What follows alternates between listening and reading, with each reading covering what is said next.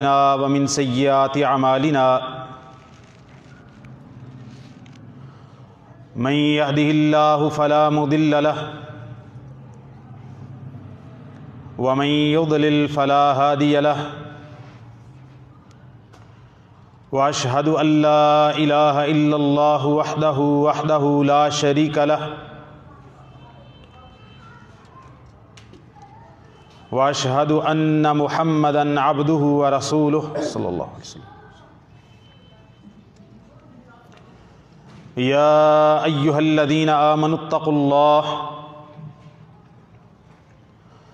حق تقاته ولا تموتن إلا وأنتم مسلمون يا أيها الناس اتقوا ربكم الذي خلقكم من نفس واحدة وخلق منها زوجها وبث منهما رجالا كثيرا ونساء واتقوا الله الذي تساءلون به والأرحام إن الله كان عليكم رقيبا يا أيها الذين آمنوا اتقوا الله وقولوا قولا سديدا يصلح لكم أعمالكم ويغفر لكم ذنوبكم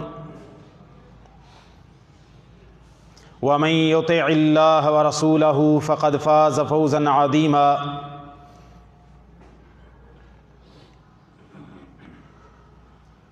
وقال جل وعلا في موضع آخر رسلا مبشرين ومنذرين لئلا يكون للناس على الله حجة بعد الرسل أما بعد فإن خير الحديث كتاب الله وخير الهدي هدي محمد صلى الله عليه وسلم وشر الأمور محدثاتها وكل محدثة بدعة وكل بدعة ضلالة وكل ضلالة في النار۔ تمام قسم کی حمد و ثنا، تعریفات، تسبیحات، تمجیدات، بزرگی، بڑائی، پاکی، تقدیس و تحمید اکیلے اللہ رب العالمین کے لیے ہے، جو کل کائنات کا اکیلا خالق، مالک، رازق اور مدبر ہے، اور لاکھوں کروڑوں درود و سلام ہوں اس ہستی اقدس و مقدس پر کہ جن کا نام نامی، اسم گرامی محمد الرسول اللہ صلی اللہ علیہ وسلم ہے۔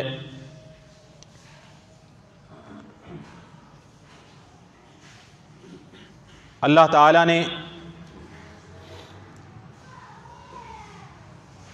اپنے کلام پاک قرآن مجید کے اندر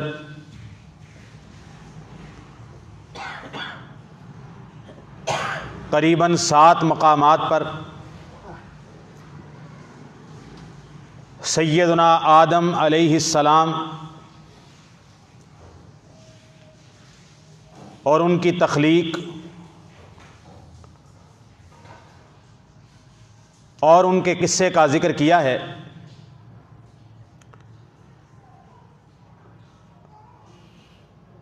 ہم انسان ہیں، الحمدللہ انسان سب سے اشرف مخلوق ہے، اور سارے انسان سیدنا آدم علیہ السلام کی اولاد ہیں۔ آدم علیہ السلام کی تخلیق کا قصہ کچھ قرآن مجید میں اس طرح بیان کیا گیا ہے، جیسا کہ سورہ البقرہ قرآن مجید کے پہلے جز میں موجود ہے۔ وَإِذْ قَالَ رَبُّكَ لِلْمَلَائِكَةِ إِنِّي جَاعِلٌ فِي الْأَرْضِ خَلِيفَةً قالوا اتجعل فيها من يفسد فيها ويسفك الدماء ونحن نسبح لك قال انی اعلم ما لا تعلمون۔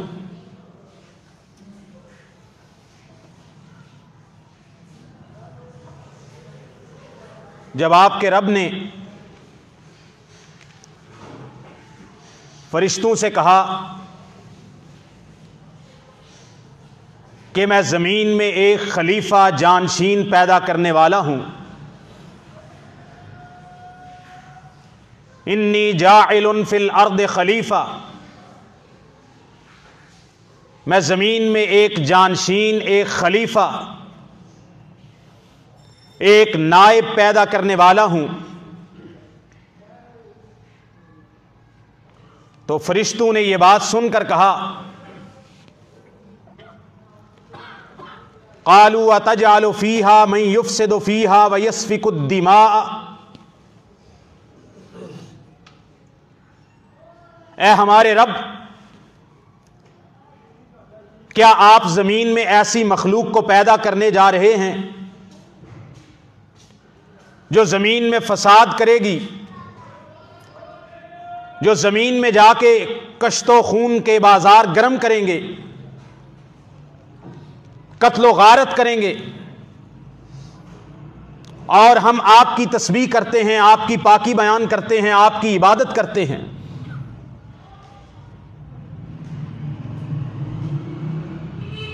مالک کائنات نے کہا انی اعلم ما لا تعلمون، میں رب ہوں جو میں جانتا ہوں فرشتوں تم نہیں جانتے۔ آگے چل کر اللہ تعالیٰ اس قصے کو، آدم علیہ السلام کی تخلیق ہو گئی،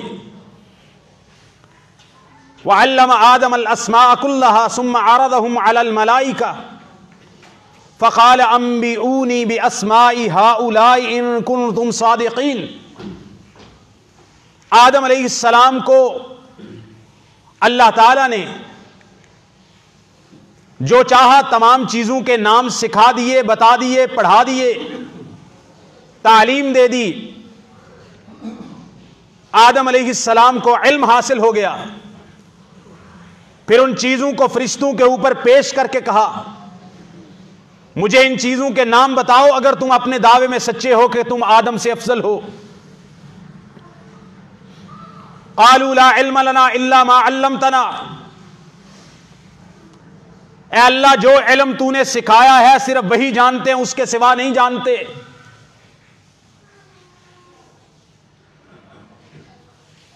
قالوا سبحانك لا علم لنا الا ما علمتنا، اے مالک تو پاک ہے، تو علام الغیوب ہے، تیرا علم لا محدود ہے، ہمارا علم محدود ہے، جتنا آپ نے سکھایا جانتے ہیں اس سے زیادہ نہیں جانتے۔ پھر اللہ تعالیٰ نے آدم علیہ السلام کو کہا آپ ان چیزوں کے نام بتاؤ۔ جب آدم علیہ السلام نے ان چیزوں کے نام جو اللہ تعالیٰ نے سکھائے تھے فرشتوں کے سامنے بتا دیے، تو پھر اللہ تعالیٰ نے فرشتوں سے کہا وَإِذْ قُلْنَا لِلْمَلَائِكَةِ اسْجُدُوا لِآدَمَ فَسَجَدُوا إِلَّا إِبْلِيسَ أَبَىٰ وَاسْتَكْبَرَ وَكَانَ مِنَ الْكَافِرِينَ۔ آدم کو علم کی وجہ سے، اللہ کے فضل کی وجہ سے تم پر فوقیت ملی ہے، سارے فرشتے آدم کو تعظیمی سجدہ کرو۔ تمام فرشتوں نے سجدہ کیا، ایک نے سجدہ کرنے سے انکار کر دیا، وہ فرشتہ نہیں تھا، جن تھا۔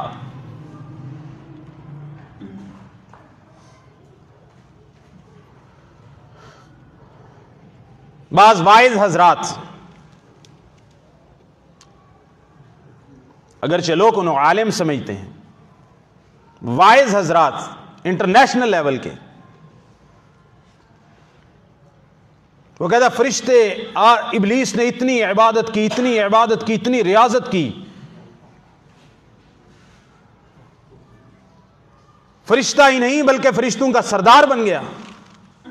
اور عام عوام کے اندر بھی یہ غلط فہمی پائی جاتی ہے کہ ابلیس فرشتہ تھا، ملائکہ میں سے تھا. اللہ تعالیٰ نے قرآن مجید سورہ الکہف کے اندر یہ بات واضح کر دی، کان من الجن ففسق عن امر ربہ. یہ فرشتہ ملائکہ نوری مخلوق میں سے نہیں تھا، کان من الجن جنوں میں سے تھا. ہاں ریاضت عبادت کرتا تھا، مقرب تھا، اللہ تعالیٰ نے اس کو وہ مقام دے دیا تھا مقربین والا. فرشتہ بہرحال نہیں تھا، جنوں میں سے تھا. ابا، اللہ تعالیٰ کے حکم کا واضح انکار کر دیا، واستکبر، اور تکبر کیا اور کافروں میں سے ہو گیا. اللہ تعالیٰ فرماتے ہیں ہم نے آدم علیہ السلام کو کہا اسکن انت وزوجک الجنۃ وکلا منہا رغدا حیث شئتما ولا تقربا هذه الشجرۃ فتکونا من الظالمین. آپ جنت میں رہیے، جنت آپ کا ٹھکانہ ہے، مسکن ہے، جہاں سے چاہیے کھاؤ پیو، لیکن اس ایک درخت کے قریب نہیں جانا، اگر گئے تو آپ ظالموں میں سے ہو جائیں گے. اللہ تعالیٰ فرماتے ہیں فَأَزَلَّهُمَ الشَّيْطَانُ عَنْهَا فَأَخْرَجَهُمَا مِمَّا كَانَا فِيهِ. شیطان نے پھسلا دیا اور جس جنت میں نعمتوں میں سے تھے ان نعمتوں سے جنت سے نکلوا دیا. مالک کہتے ہیں وَقُلْ نَحْبِطُوا، یہاں سے آج کا موضوع شروع ہوتا ہے. وَقُلْ نَحْبِطُوا مِنْهَا بَعْضُكُمْ لِبَعْضٍ عَدُوٌّ وَلَكُمْ فِي الْأَرْضِ مُسْتَقَرٌّ وَمَتَاعٌ إِلَىٰ حِينٍ. جنت سے اتر جاؤ، جنت سے نکل جاؤ، تم ایک دوسرے کے دشمن ہو. آدم و ابلیس کی آپس میں دشمنی ہے، انسان اور شیطان ابلیس کی آپس میں دشمنی ہے، عداوت ہے. اور ایک وقت مقرر یعنی قیامت تک زمین میں تمہارا مستقر ہے، ٹھکانہ ہے، مسکن ہے، وہیں پر رہنا ہے، وہیں پر تمہارے فائدے کا سامان بھی ہے. اور جب آدم علیہ السلام کو زمین پر اتارا گیا تو آدم علیہ السلام اور آدم علیہ السلام کی جو اولاد تھی پیدا ہونے والی، اللہ تعالیٰ نے ان سب کو شیطان کے وسوسے، اس کے شر سے ڈرایا، خبردار کر دیا. سورہ الاعراف کے اندر آتا ہے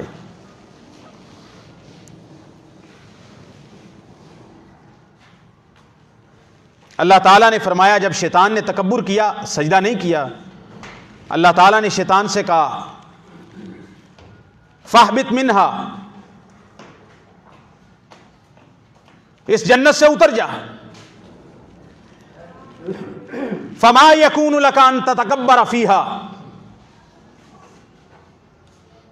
تو یہاں رہ کے، میری جنت میں رہ کے، میرے آسمانوں پہ رہ کے، میری نعمتوں میں رہ کے یہاں تکبر کرتا ہے، میرے حکم کا انکار کرتا ہے، اتر جا یہاں سے. فاخرج انک من الصاغرین، نکل جا یہاں سے، تو ذلیل ہے، رسوا ہے. آیت نمبر 15 کے اندر اللہ تعالیٰ ارشاد فرماتے ہیں شیطان نے آگے سے ایک اللہ تعالیٰ سے مطالبہ کر دیا، قال انذرنی الی یوم یبعثون، قال انک من المنذرین. شیطان نے کہا مجھے قیامت تک کے لیے، قیامت کے دن تک کی مہلت چاہیے، مجھے آپ مہلت دے دیں، میری رسی دراز کر دیں قیامت کے دن تک. اللہ تعالیٰ نے فرمایا جا، تو مہلت دیے ہوئے میں سے ہے، تیری رسی ہم نے ڈھیلی چھوڑ دی قیامت کے دن تک. اب شیطان نے کیا کہا؟ قال فبما اغویتنی، لَأَقْعُدَنَّ لَهُمْ صِرَاطَكَ الْمُسْتَقِيمَ۔ اے مالک، آپ نے مجھے یہاں سے نکالا ہے اور آپ نے مجھے یہاں سے راندہ درگاہ بنا دیا ہے۔ لَأَقْعُدَنَّ لَهُمْ صِرَاطَكَ الْمُسْتَقِيمَ۔ یہ جو آپ کے بندے ہیں آدم اور اس کی اولاد، جن کی وجہ سے مجھے نکالا ہے، میں ان کے راستوں میں بیٹھوں گا، صراط مستقیم تک نہیں جانے دوں گا۔ لَأَقْعُدَنَّ لَهُمْ صِرَاطَكَ الْمُسْتَقِيمَ۔ ان کی وجہ سے، اس آدم کی وجہ سے آپ مجھے یہاں سے نکال رہے ہیں، آپ بیٹھ جاؤں گا، ان کو سیدھے راستے سے روکوں گا۔ ثُمَّ لَآتِيَنَّهُم مِّن بَيْنِ أَيْدِيهِمْ وَمِنْ خَلْفِهِمْ وَعَنْ أَيْمَانِهِمْ وَعَنْ شَمَائِلِهِمْ وَلَا تَجِدُ أَكْثَرَهُمْ شَاكِرِينَ۔ میں ان کے دائیں سے آؤں گا، میں ان کے سامنے سے حملہ کروں گا، میں ان کے پیچھے سے حملہ کروں گا، میں ان کے دائیں سے حملہ کروں گا، وَعَنْ شَمَائِلِهِمْ ان کے بائیں سے حملہ کروں گا، وَلَا تَجِدُ أَكْثَرَهُمْ شَاكِرِينَ۔ جب میں ان پر حملہ آور ہوں گا، وسوسے دلاؤں گا، ان کو اپنے دامے فریب میں پھنساؤں گا، سامنے سے حملہ کر کے، پیچھے سے حملہ کر کے، دائیں سے حملہ کر کے، بائیں سے حملہ کر کے، جب چاروں طرف سے میں ان کو گھیر لوں گا، اے اللہ تیرے اکثر بندے تیرے شکر گزار نہیں رہیں گے۔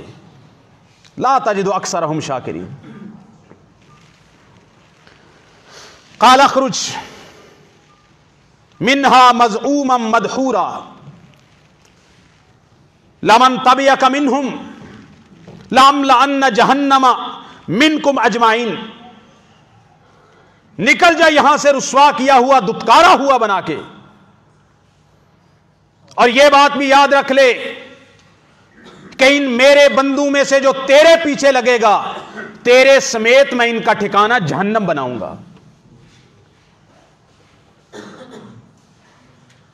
سورہ البقرہ کے اندر، پھر سورہ الاعراف کے اندر، قال اهبطوا بعضكم لبعض عدو ولكم في الارض مستقر ومتاع الى حين قال فيها تحيون وفيها تموتون ومنها تخرجون۔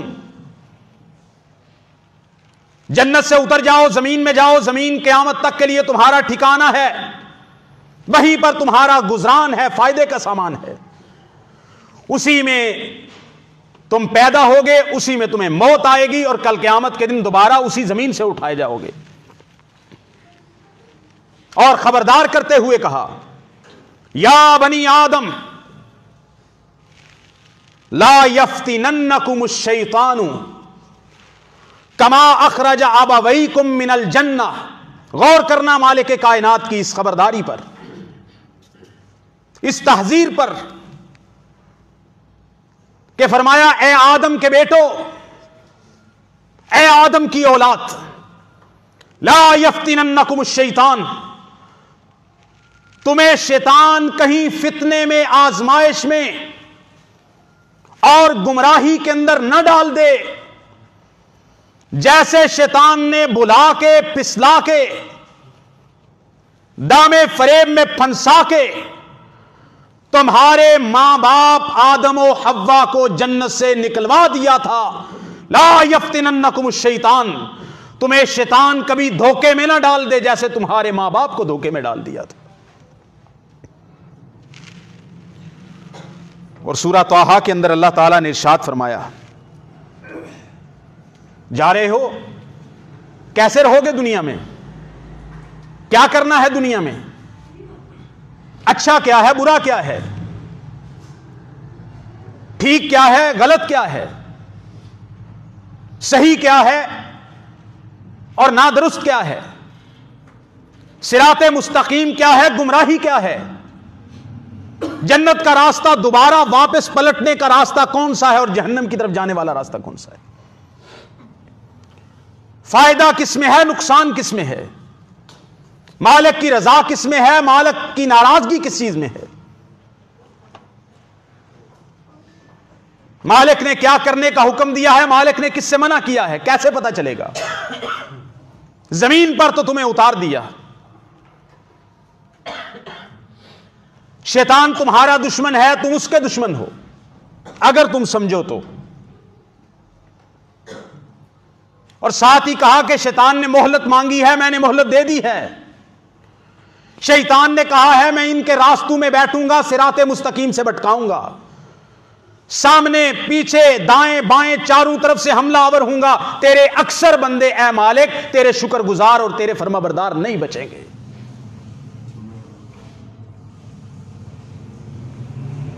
فرمایا ہرگز تمہیں شیطان گمراہی میں، فتنے میں، دھوکے میں نہ ڈال دے جیسے تمہارے باء و اجداد، تمہارے ماں باپ آدم و حوا کو ڈالا تھا اور انہیں جنت سے نکلوا دیا تھا. تمہارے ساتھ بھی یہ نہ کر دے کہ تم دنیا میں جا رہے ہو جنت میں واپس جانے کے لیے، شیطان تمہیں بہلا پھسلا کے کہیں جنت کے راستے سے ہٹا کے جیسے تمہارے ماں باپ کو جنت سے نکلوایا تمہیں دوبارہ جنت کے راستے، جنت کا دروازہ تمہارے اوپر بند نہ کروا دے. اس بات کو غور سے رکھنا. رہنا کیسے ہے، کیسے پتا چلے گا کہ دوبارہ جنت میں جانا کیسے ہے؟ مقدمہ سمجھیے. جنت سے ہم نکلے، شیطان نے نکلوایا، پھر ہمیں بھی دنیا میں بھیج دیا گیا زمین پر، شیطان کو بھی یہاں اللہ تعالیٰ نے دھتکار کر دفع کر دیا دنیا پہ. شیطان کے پاس مہلت ہے، اور مہلت اس لیے مانگی ہے کہ ان کو جنت میں دوبارہ واپس جانے نہیں دوں گا، تیرے بندوں کو تیرا ناشکرا بناؤں گا، تیرا نافرمان بناؤں گا. یہ شیطان نے وعدہ لیا اور وہ کر رہا ہے. اب شیطان سے بچنا کیسے ہے اور دوبارہ جنت میں جانا کیسے ہے، اس کا راستہ ہمیں کون بتائے گا؟ یہ ہے آج کا موضوع، یہ ہے آج کا عنوان کہ انسانیت کے لیے بلکہ جن و انس کے لیے سب سے زیادہ ضرورت اور حاجت جس چیز کی ہے وہ اللہ تعالی کی طرف سے آئی ہوئی ہدایت، رسالت و نبوت کی سب سے زیادہ حاجت ہے. سورہ البقرہ کے اندر بھی اور سورہ طٰہٰ کے اندر بھی اللہ تعالیٰ نے ارشاد فرمایا. ایک آیت پڑھ دیتا ہوں، دونوں کا معنی قریب ہے. سورہ طٰہٰ کے اندر اللہ تعالیٰ ارشاد فرماتے ہیں قال اہبطا منہا جمیعا، اتر جاؤ جنت سے، بعضکم لبعض عدو، آدم و ابلیس اور آدم کی اولاد، ابلیس اور اس کی اولاد کی دشمن رہے گی. پھر کیا کریں دنیا میں جا کے؟ فرمایا فَإِمَّا يَأْتِيَنَّكُم مِّنِّي هُدًى، فَإِمَّا يَأْتِيَنَّكُم مِّنِّي هُدًى، یہ لفظ یاد کر لیجئے. فَإِمَّا يَأْتِيَنَّكُم مِّنِّي هُدًى فَمَن تَبِعَ هُدَايَ فَلَا يَضِلُّ وَلَا يَشْقَى. جاؤ زمین پہ اتر جاؤ، شیطان اور آدم کی اولاد آپس میں ایک دوسرے کے دشمن ہیں، یہ تمہارا دشمن ہے. زمین میں جا کے کیسے سمجھیں گے، کیسے زندگی گزاریں گے؟ مالک نے کہا تمہارے پاس ضرور لازمی طور پر میری طرف سے ہدایت آتی رہے گی. فَإِمَّا يَأْتِيَنَّكُم مِّنِّي هُدًى، تمہارے پاس لازم ضرور بالضرور میری طرف سے ہدایت آئے گی. فمن تبع ہدایا، جو کوئی میری یعنی مالک کی بھیجی ہوئی ہدایت اور راستے کی پیروی کرے گا، فلا یضل ولا یشقی، جو رب کی بھیجی ہوئی ہدایت کو پکڑ لے گا نہ وہ شیطان کے بہلانے پسلانے سے گمراہ ہو سکے گا، نہ کل قیامت کے دن وہ بد نصیب بنے گا.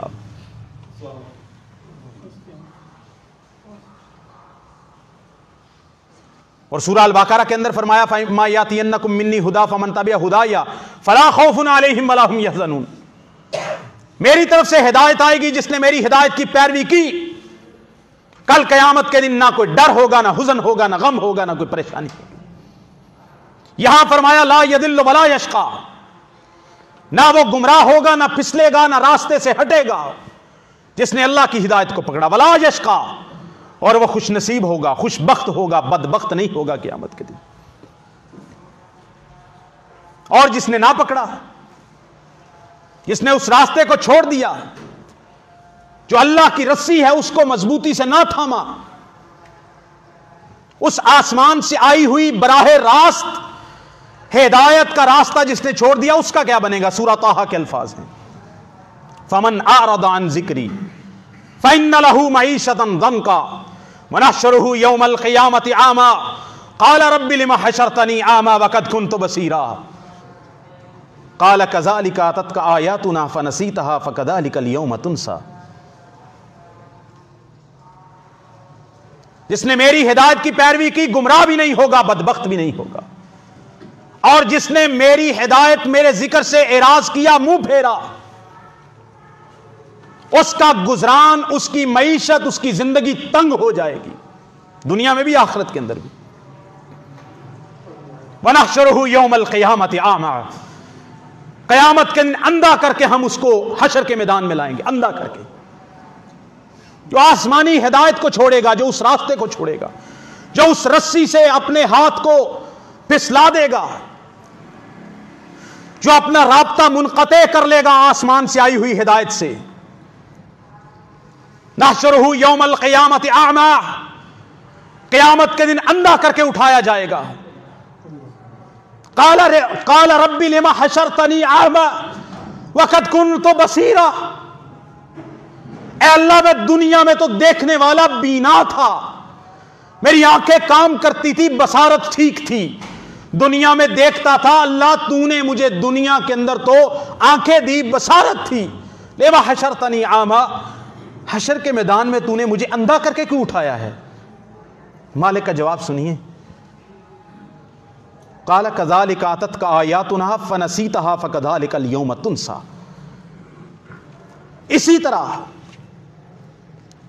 اسی طرح دنیا کے اندر تیری زندگی میں تیرے پاس رب کے رسول آیات لے کر آئے تھے, تیرے پاس ہماری آیات, ہماری نشانیاں, ہمارے احکام, ہمارے اوامر, ہمارے نواہی,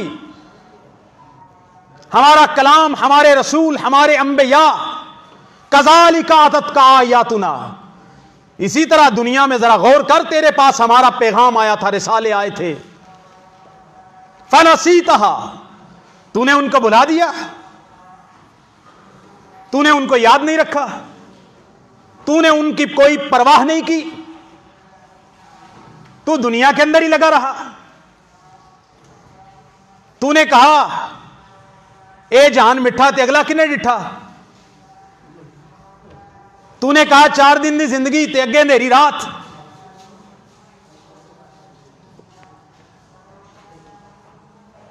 فنسیتها, تیرے پاس ہماری آیات دنیا میں آئی تھی سمجھنے کے لیے, غور کرنے کے لیے, عمل کرنے کے لیے. فنسیتها, تو نے ان کو بھلا دیا. فَكَذَلِكَ الْيَوْمَ تُنْسَى, تو نے ہمارے پیغام کو بلایا تھا, آج ہم نے تم کو بلا دیا ہے.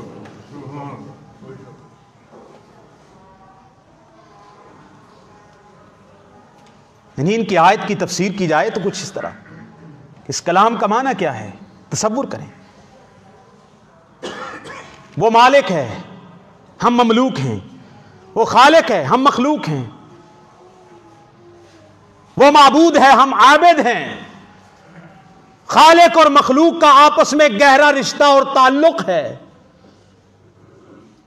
جب دنیا کے اندر اس رشتے کی ہم نے پرواہ نہیں کی, تو آخرت کے اندر اللہ تعالیٰ اس رشتے کی بھی پرواہ نہیں کرے گا.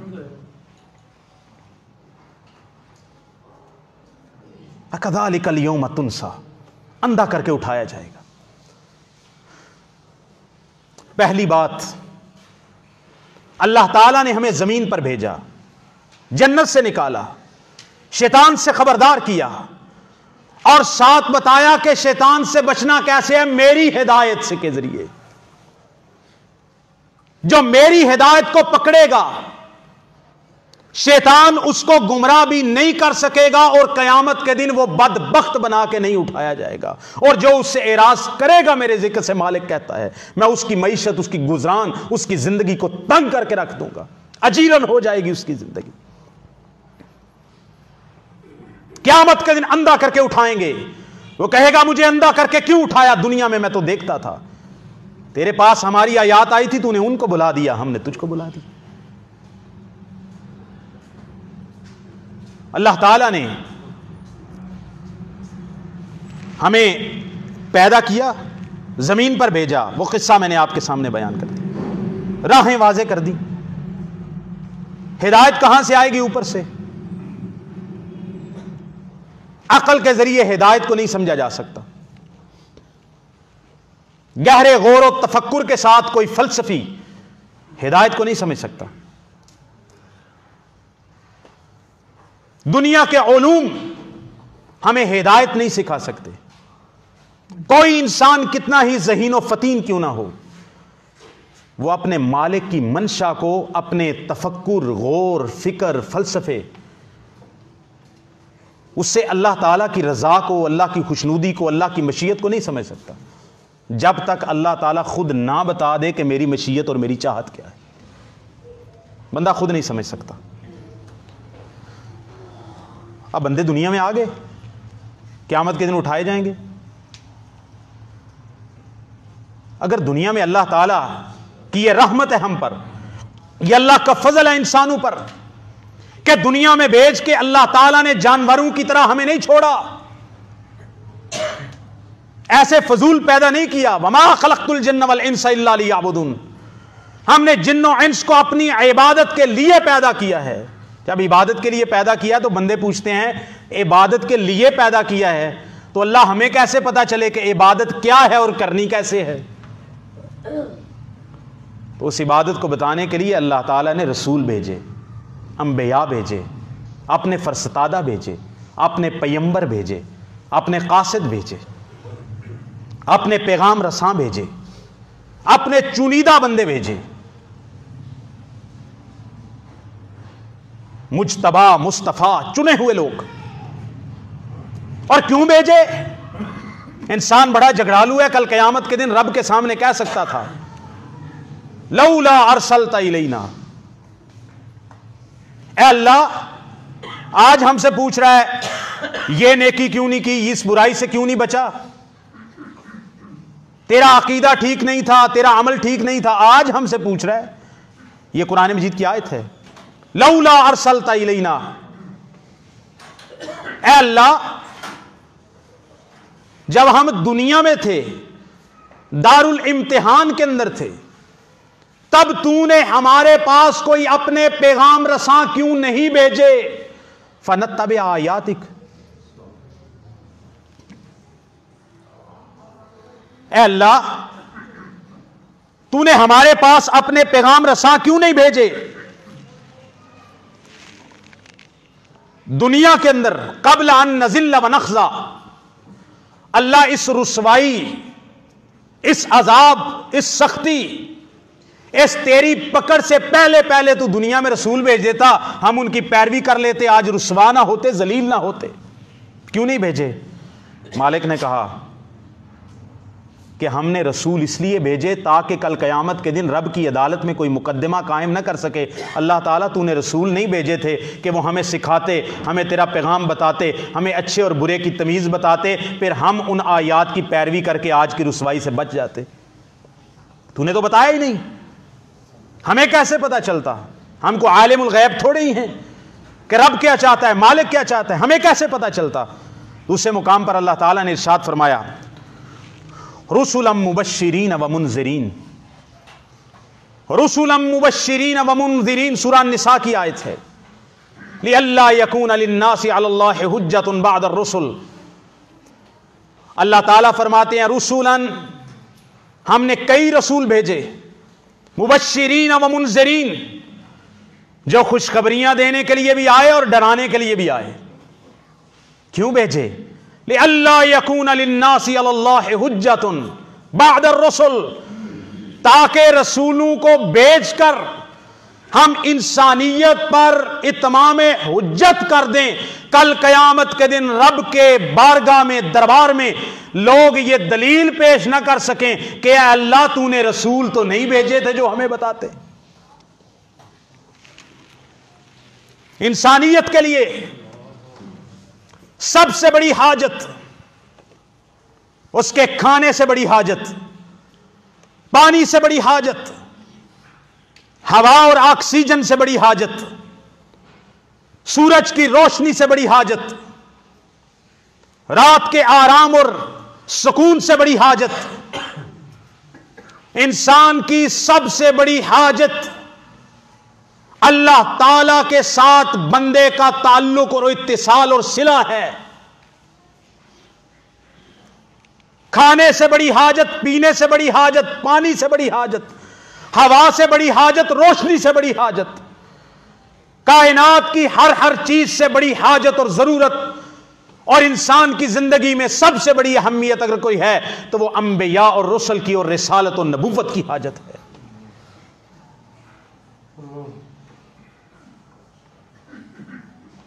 کیونکہ پانی نہ ملے تو انسان کا جسم مرتا ہے، کھانا نہ ملے تو پہلے ذوف آتا ہے، کئی دن تک سروائیو کر سکتا ہے، آکسیجن نہ ملے جسم مرتا ہے۔ لیکن اگر بندے کا نبوت و رسالت کے ساتھ رابطہ نہ ہو اور بندے کو نبوت و رسالت کی ہدایت نہ ملے، اس کی روح مر جاتی ہے، اس کا اندر کا ایمان مر جاتا ہے۔ تو بڑی حاجت کون سی ہوئی؟ رسالت کی، نبوت کی، اللہ تعالیٰ کے ساتھ تعلق کی۔ اللہ تعالیٰ نے قرآن مجید کے اندر مثال بھی دی ہے، او من کان میتا فاحییناہ وجعلنا لہ نورا یمشی بہ بین الناس۔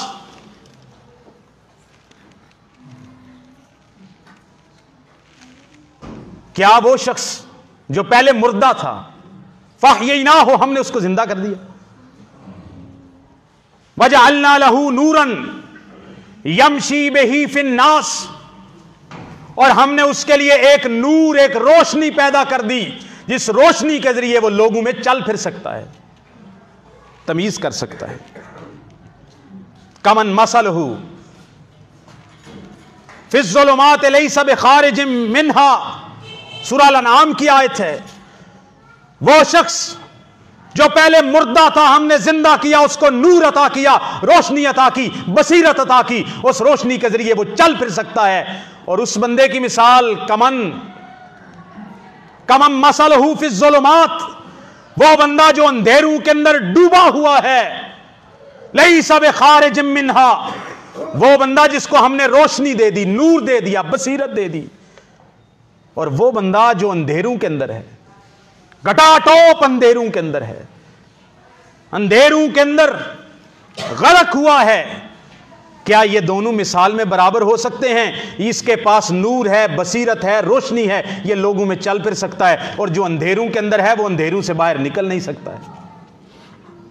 یہ مثال نبوت اور رسالت کی مثال ہے، یہ مثال اللہ تعالیٰ کی ہدایت کی مثال ہے کہ اللہ تعالیٰ نے ہمیں پیدا کیا، ہمارا جسم زندہ تھا لیکن ہماری روح مردہ تھی۔ جب ہم شعور کو پہنچے، انسانیت شعور کو پہنچتی ہے، جب اس کے اندر ایمان نہیں ہے، رب سے تعلق نہیں ہے، وحی کا تعلق نہیں ہے، رسالت کا پیغام اس تک نہیں پہنچا، سمجھا نہیں ہے، تب تک وہ مردہ تھا۔ اور مردہ وہ جس میں ایمان نہیں، عقیدہ نہیں، رب کی معرفت نہیں، اللہ کے بارے میں علم نہیں، آخرت کے بارے میں علم نہیں، اپنی آخرت کی بھلائی برائی کا اس کو کوئی علم نہیں، وہ مردہ تھا۔ اللہ تعالیٰ نے رسول بھیجے، نور عطا کیا، اور اس کی دوسری مثال اللہ تعالیٰ نے اپنے نبی کو سراجا منیرا قرار دیا ہے۔ یا ایھا النبی انا ارسلناک شاہدا ومبشرا ونذیرا وداعیا الی اللہ باذنہ وسراجا منیرا۔ اے ہمارے محبوب، ہم نے آپ کو شاہد بنا کے بھیجا، مبشر بنا کے بھیجا، نذیر بنا کے بھیجا، دائی اللہ بنا کے بھیجا، وسراجا منیرا، اور روشن چراغ بنا کے بھیجا۔ وہ روشن چراغ کس چیز کا ہے؟ جیسے سورج جب چمکتا ہے تو وہ ہمیں حصی فزیکلی طور پر، حصی عربی کا لفظ ہے، عربی کٹ سمجھنے آسی، انگریز زیادہ سمجھتے ہیں، حصی ہمیں حصی روشنی عطا کرتا ہے.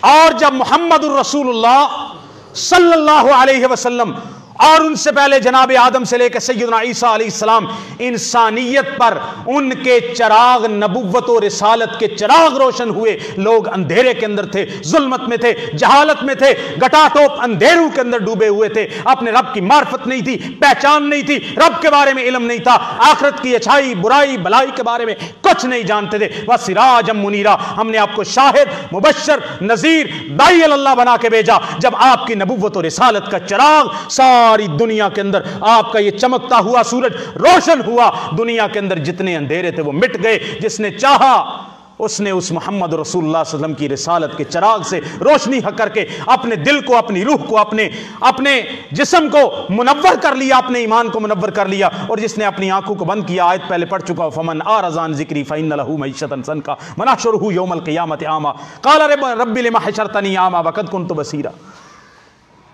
جس نے اپنی آنکھوں کو بند کر لیا. دو طرح کی روشنی ہے، مثال کے ساتھ سمجھیے. اس دنیا کے اندر دو طرح کا نور ہے حصی طور پر. ایک نور وہ ہے جو اللہ تعالیٰ نے طبعی طور پر، قدرتی طور پر آنکھوں میں دیا ہے. ایک وہ نور ہے جو خارجی نور ہے، جو اس وقت ہمارے پاس روشنی ہے. اگر ایک بندے کے پاس آنکھوں کا نور تو موجود ہے، آنکھوں کی بینائی تو موجود ہے، لیکن اگر گھپ اندھیرا ہو جائے، روشنی نہ ہو، تو وہ دیکھ نہیں سکتا ہے. اسی طرح اگر سورج چمک رہا ہو، سورج نصف النہار پہ چمک رہا ہو، اس کی دھوپ جسموں کو، اشیاء کو جلا رہی ہو، اتنی تیز دھوپ ہو، لیکن جس کو اللہ تعالیٰ نے آنکھوں کی بینائی نہیں دی، اس کو سورج کی روشنی کوئی فائدہ نہیں دے سکتی. آنکھوں کی بینائی ہے لیکن خارجی نور جس کے ذریعے وہ آنکھوں کی بینائی کو استعمال کر کے دیکھ سکے، اگر خارجی نور نہیں ہے، آنکھوں کی بینائی فائدہ نہیں دے گی. باہر اندھیرا ہے، آنکھوں میں نور ہے. باہر کا اندھیرا، آنکھوں کا نور. آنکھوں کے نور میں اتنی طاقت نہیں ہے کہ باہر کے اندھیرے کے اندر جب روشنی نہ ہو تو دیکھ سکیں. لیکن اگر باہر روشنی ہی روشنی ہے، نور ہی نور ہے، اجالا ہی اجالا ہے، لیکن اللہ تعالیٰ نے اس کو آنکھوں کی بینائی عطا نہیں کی، طبعی بینائی عطا نہیں کی، تو جتنا مرضی اجالا، جتنی مرضی روشنی، جتنی مرضی چمکدار دن ہو جائے، اس بندے کو کوئی فائدہ نہیں ہو سکتا. یہ مردہ تھا. گویا کہ اللہ تعالیٰ فرماتے ہیں، میں اس مثال کو جو ابھی دی ہے اس کو اس طرح سمجھاؤں آیت کے تفسیر کے اندر، تو سمجھانے کے لیے، اومن کان میتن، یہ مردہ تھا، یعنی اس کی آنکھوں کی روشنی نہیں تھی. فاحییناہ، ہم نے اس کو آنکھوں کی بینائی تو عطا کر دی. اب آنکھوں کی بینائی تو مل گئی، لیکن اگر خارج کے اندر، باہر فضا کے اندر اندھیرا ہے تو آنکھوں کی بینائی بھی کچھ کام نہیں کرے گی. اللہ تعالیٰ فرماتے وَجَعَلْنَا لَهُ نُورًا يَمْشِي بِهِ فِي النَّاسِ، ہم نے اس کی آنکھوں کو زندگی دی، اس کے دل کو، اس کے دماغ کو، اس کے تفکر کو، اس کی عقل کو زندہ کیا. آنکھوں کی بینائی مل گئی. سراج منیر کا چراغ روشن کر کے ان کی نبوت اور رسالت کے ذریعے ہم نے دنیا کو ہدایت کے نور سے بھر دیا. اب اگر اس کے پاس آنکھوں کی بینائی بھی ہے اور محمد رسول اللہ صلی اللہ علیہ وسلم اور تمام جو انبیاء آئے پہلی امتوں کے لیے، اس کی رسالت کا نور بھی موجود ہے، باہر بھی روشنی ہے، آنکھوں کے اندر بھی اس کے نور موجود ہے، یہ دیکھ بھی سکتا ہے اور اس سے فائدہ بھی اٹھا سکتا ہے. لیکن آنکھوں کی روشنی بھی ہے اور رسول اللہ صلی اللہ علیہ وسلم کی نبوت کا چراغ بھی روشن ہے، لیکن اگر یہ اپنی آنکھوں پر ہاتھ رکھ لے تو کیا رسول اللہ صلی اللہ علیہ وسلم کی رسالت اور نبوت کا چراغ اس کو کوئی فائدہ دے گا؟ کوئی فائدہ نہیں دے گا.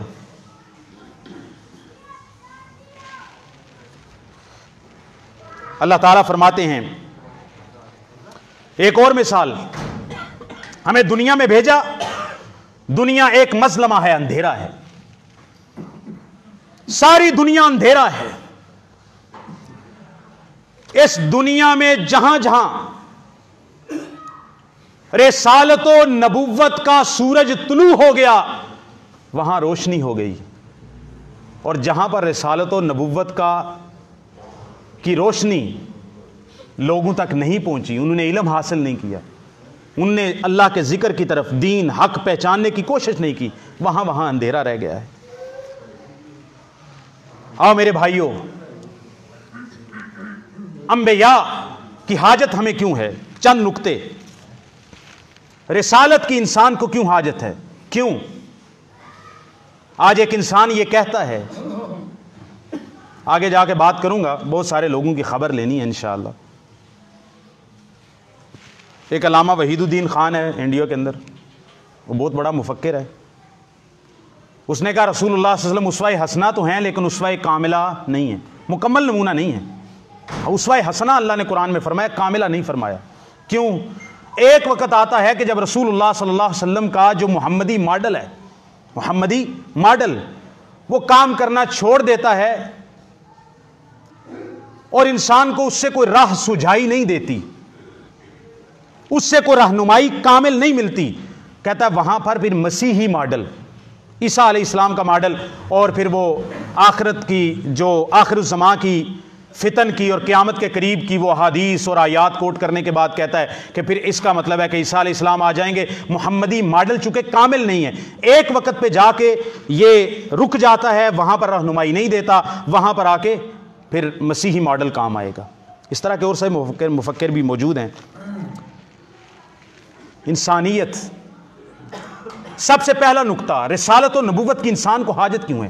انسان خود کیوں نہیں سوچ سکتا کہ میں نے کیا کرنا ہے، میں عبادت کیسے کروں، میں اللہ کو کیسے پہچانوں؟ انسان خود کیوں نہیں پہچان سکتا؟ ارسطو نے بھی اللہ کو پہچاننے کی کوشش کی، اس کی الہیات پڑھ لیں آپ۔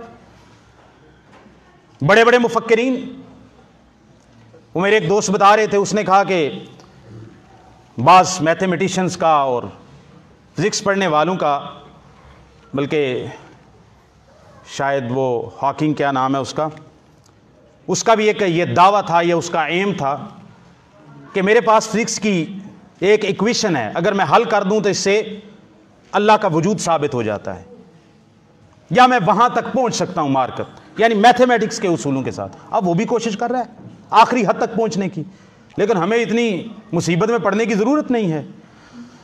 انسانیت کو انبیاء اور رسل کی حاجت کیوں تھی؟ اپنی مرضی پر کیوں نہیں چلنے دیا؟ سب سے پہلی بات، اللہ تعالیٰ نے انسان کو پیدا کیا تو اللہ تعالیٰ نے معرفت کے وسائل، کان، آنکھیں، دل، دماغ اللہ تعالیٰ نے دیا، لیکن یہ سارے کے سارے وسائل قصیر ہیں، تھوڑے ہیں، یسیر ہیں۔ انسان اپنی عقل اور تفکر سے اللہ تعالیٰ کی معرفت کما حقہ حاصل نہیں کر سکتا۔ اگر یہ پہچان بھی لے کہ کائنات کا ایک خالق ہے، لیکن کائنات کے خالق نے کیا کہا ہے اور کس سے منع کیا ہے، کیا کرنا ہے اور کس طرح کرنا ہے، انسان اپنی عقل سے اس کا ادراک نہیں کر سکتا۔ جب انسان اس اپنی عقل سے اللہ تعالیٰ کی معرفت کما حقہ اور اس کے اوامر و نواہی اور اس کے احکامات کو نہیں سمجھ سکتا تھا، انسانی عقل میں اللہ تعالیٰ نے وہ صلاحیت نہیں رکھی کہ وہ اپنے خالق کو، چلو یہ تو کوئی کہہ لے کہ اللہ تعالیٰ نے قرآن مجید کے اندر، ہم بھی کہتے ہیں، بلکہ جو ہمارے ساتھ ایتھیسٹ بات کرتے ہیں، داہریے بات کرتے ہیں، تو ہم ان کے وہ کہتے ہیں کہ اللہ تعالیٰ کا کوئی وجود نہیں ہے، تو ہم ان سے سب سے پہلی قرآن مجید کے اندر اللہ تعالیٰ نے جو اللہ کا خالق کا انکار کرنے والے تھے، قرآن مجید کے اندر بسم اللہ کی بات سے لے کر والناس کی سین تک سینکڑوں آیات ہیں۔ اللہ تعالیٰ فرماتے ہیں کہ آفاق میں دیکھو، زمین کو دیکھو، آسمان کو دیکھو، پہاڑوں کو دیکھو، دریاؤں کو دیکھو، پرندوں کو دیکھو، اللہ نے مثالیں دی ہیں۔ اب یہ مثال کہ اس پر غور کرو تو تمہیں خالق کی طرف تمہارا دماغ جائے گا کہ ان کو کوئی پیدا کرنے والا ہے۔ اس دنیا کے اندر ایک سوئی خود نہیں بن سکتی، تو اتنی بڑی کائنات اور اس کا منظم نظام۔ بلکہ ایک مثال بھی آتی ہے عقیدہ شرح عقیدہ طحاویہ کے اندر، ابن ابی العز الحنفی نے لکھی ہے کہ امام ابو حنیفہ کے پاس ایک بندہ آیا، ایتھیسٹ تھا، دہریہ تھا، اس نے کہا میں نہیں مانتا کوئی کائنات کو پیدا کرنے والا ہے۔ اچھا، اس نے کہا یہ ساری کائنات، امام صاحب نے کہا یہ ساری کائنات خود ہی بن گئی ہے، ساری ہر چیز؟ انہوں نے کہا ہاں بگ بینگ ہوا فلاں جیسا کہ آج کہتے ہیں، تو ایک حادثہ ہوا، ساری کائنات خود وجود میں، دوبارہ حادثہ ہوگا، ختم ہو جائے گی، سادی سی بات ہے۔ امام صاحب نے اسے کہا کہ میں نے آج دیکھا ہے، میں سمندر کے کنارے کھڑا تھا ساحل پر، ایک بہت بڑا بحری جہاز آیا، نہ اس کا کوئی کپتان تھا، نہ چلانے والا تھا، نہ کوئی عملہ تھا۔ جہاز آیا سمندر کی لہروں کو چیرتا ہوا اور صحرا پہ آ کے لنگر انداز ہوا، خود ہی رک گیا۔ پھر اس نے لنگر ڈالے، لنگر ڈالنے کے بعد اس میں جو سامان تھا خود بخود اس نے اتارا، جہاز نے خود بخود اترا، اور جہاز ایسے ہی خود پھر دوبارہ سمندر میں چلا گیا۔ وہ آگے سے دہری کہتا ہے کیف یمکن ھذا، یہ کیسے ممکن ہے؟ اس نے کہا کیوں ممکن نہیں ہے؟ اتنی بڑی کائنات خود بن سکتی ہے تو ایک جہاز خود لنگر انداز نہیں ہو سکتا؟ دوسری بات، اللہ تعالیٰ نے انسان کو معرفت کے اسباب و وسائل تو دیے، لیکن وہ وسائل قصیر ہیں، کیونکہ اللہ تعالیٰ کے بارے میں جو علم ہے، معرفت ہے اللہ کے احکام کی، کائنات کے بارے میں، یہ غیبی امر ہے۔ تو جب ایک چیز غیبی ہے، ہم غیب نہیں جانتے، تو اس غیبی خبر تک پہنچانے والا کوئی ایسا فرستادہ ہوگا جو اللہ اور بندے کے درمیان ایک وسیلہ بنے، واسطہ بنے، اور وہ کہ ہمیں بتائے کہ اللہ تعالیٰ نے یہ حکم دیا، یہ کرنا ہے، یہ نہیں کرنا، یہ کائنات میں ہو رہا ہے، یہ سب کچھ ہوگا۔ دوسری چیز۔ تیسری چیز، انسان کی فطرت کے اندر اللہ تعالیٰ کی عبادت کرنا رکھا ہے۔ نبی صلی اللہ علیہ وسلم کی حدیث بھی ہے، کل مولود یولد علی الفطرۃ فابواہ یحودانہ وینصرانہ ویمجسانہ، ہر بچہ فطرت اسلام پر پیدا ہوتا ہے، اللہ کا بندہ پیدا ہوتا ہے، کوئی مشرک رب کا منکر پیدا نہیں ہوتا۔ فابواہ، اس کے والدین، جب بڑا ہوتا ہے شعور کی آنکھ کھولتا ہے، اس کے والدین اس کو یہودی بنا لیتے ہیں، نصرانی بنا لیتے ہیں، مجوسی بنا لیتے ہیں۔ تو بچہ، ہر پیدا ہونے والا انسان، اس کی فطرت کے اندر اللہ کی عبادت کا شعور لکھا ہوا ہے۔ اب اس کی عبادت میں، اس کی فطرت کے اندر عبادت کا شعور موجود ہے۔ اب جب بندے کو اللہ کی عبادت کرنی ہے تو اس عبادت کو بتانے والا، سکھانے والا، کیفیت بتانے والا کوئی ہونا چاہیے، کیونکہ بندے کی فطرت میں رب کی عبادت ہے۔ تو اس عبادت کو کیسے کرے؟ کیف یشاء، جیسے بھی چاہے؟ نہیں، جیسے اللہ تعالیٰ چاہتا ہے۔ تو اللہ تعالیٰ چاہتے ہیں، ہمیں کیسے پتہ چلے گا؟ ہر انسان کے پاس تو اللہ تعالیٰ پیغام نہیں لے کے آتا، ہر انسان کے کان میں کہے اللہ تعالیٰ، ہر انسان کے خواب میں اللہ تعالیٰ کوئی اپنا امر کر دے کہ تم نے ایسے کرنا ہے، تم نے فلاں کام کرنا ہے۔ تو اللہ تعالیٰ نے اپنے پیغمبر اور رسول بھیج دیے جو ساری انسانیت کو بتا دیتے ہیں تمہارا رب یہ چاہتا ہے اور یہ نہیں چاہتا، تمہارے رب نے یہ کرنے کا حکم دیا ہے اور اس چیز سے تمہارے رب نے منع کیا ہے۔ چوتھی چیز، انسان ایک اجتماعی وجود رکھتا ہے، انسان انفرادی نہیں ہے، انسان انس سے نکلا ہے، مانوس ہے، یہ معاشرت کے ساتھ رہتا ہے، اس معاشرت کے اندر مختلف مخلوقات ہیں اور اس جیسے انسان بھی موجود ہیں۔ وہ اس اجتماعی نظام کو جب اپنے طریقوں اور اپنے قوانین کے مطابق باقی رکھنے کی کوشش کرتا ہے تو اس میں کمی رہ جاتی ہے، نقص رہ جاتا ہے، تنازع ہوتا ہے، کہیں ظلم ہوتا ہے، کہیں پر کسی پر زیادہ مال نچھاور ہو جاتا ہے۔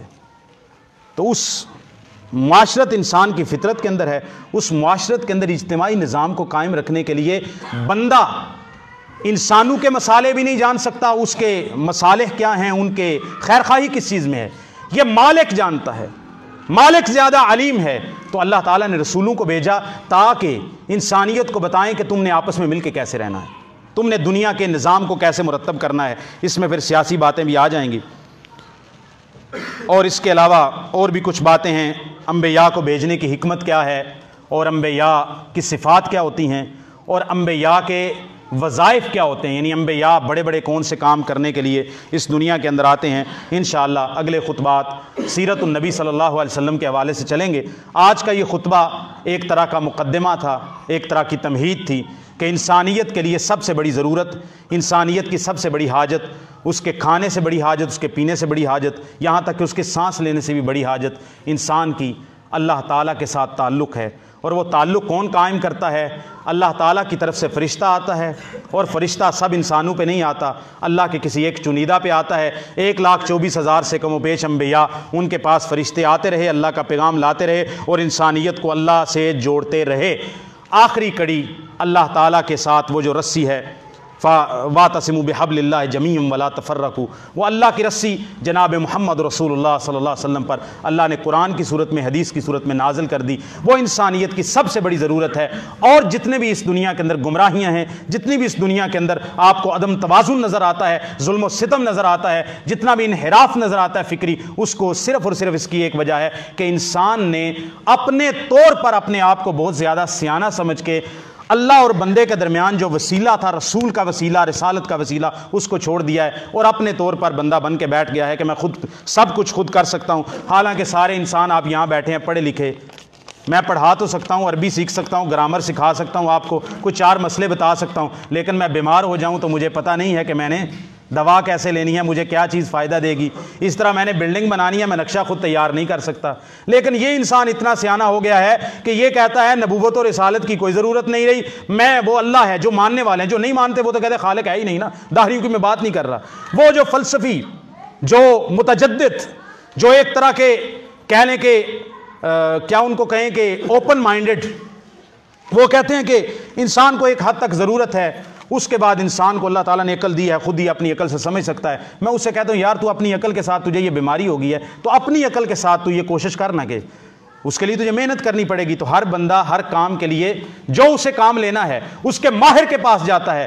تو اللہ اور اس کے رسول کے، اللہ اور بندے کے درمیان جو صلہ، تعلق، اتصال قائم کرنا ہے، وہ قائم کرنے والی ذات رسول کی ذات ہے۔ تو اس وقت کہتے ہو میں خود سمجھ لوں گا اللہ کے ساتھ تعلق کیا ہے، اور دنیا کے معاملات کے اندر ہر ماہر کے پاس جاتے ہو جو اس شعبے کا ماہر ہے۔ اللہ تعالیٰ ہمیں صحیح عقیدہ جو رسالت کے بارے میں ہے، نبوت کے بارے میں ہے، الحمدللہ ہم سب کا عقیدہ ہے، لیکن ایسی باتیں اس لیے بھی بتانا ضروری ہوتی ہیں کہ آج کل جس طرح کی فکری انحراف ہمارے ہاں چل رہا ہے اور جس طرح کے فتنے ہمارے ہاں زیادہ جوش پا رہے ہیں، اللہ تعالیٰ ان فتنوں کو دباتا رہتا ہے، ایسے لوگ پیدا کرتا رہتا ہے۔ اللہ تعالیٰ نے دنیا تک، آخر تک اسلام کو رکھنا ہے۔ بہرحال ہماری سوچ، ہماری فکر بالکل واضح ہونی چاہیے اس حوالے سے کہ نبوت و رسالت کی ہمیں حاجت کیا ہے، اور نبوت و رسالت کی آخری کڑی جناب محمد رسول اللہ صلی اللہ علیہ وسلم۔ آخر خطبات میں اس ٹاپک کے حوالے سے چند باتیں، اور اس کے علاوہ نبی صلی اللہ علیہ وسلم کی ساری زندگی جتنا احاطہ کر سکا 2-4 مہینوں کے اندر سیرت بیان کروں گا انشاءاللہ۔ اللہ تعالیٰ مجھے بھی اور آپ کو بھی عمل کی توفیق عطا فرمائے۔ وما توفیقی الا باللہ۔